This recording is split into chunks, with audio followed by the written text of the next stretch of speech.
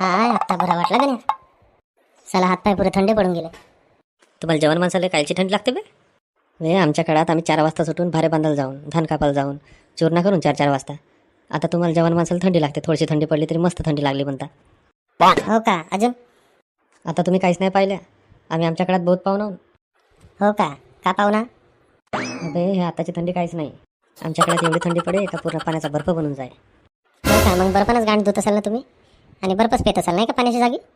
नाही तर का बे काहीच नाही पाहिलं तुम्ही आमच्यासारखा. हो का? का पाहिलं तर सांगा ना अजून. सांग अजून. आणि जेवढी थंडी पडे तेवढीच ऊनही तपे आमच्या काळात. आताची काहीच नाही. हो का? मग जरली असेल ना पुरी? दाखव ना कुठे जरली आहे तर. अबे एवढी तपन तपे का विहिऱ्या पूर्ण तलावातलं पाणी आटून जाय. ढोड्या नाल्यातला पुरा आटून जात होता पाणी. हो का? मग पाणी कुठचं प्या का?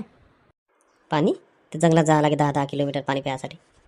मग जंगलातल्या वाघा बिगा जनावराची भीती असेल ना पक्की त्या काळात? मग नाही तर का बे हा वाघ आमच्या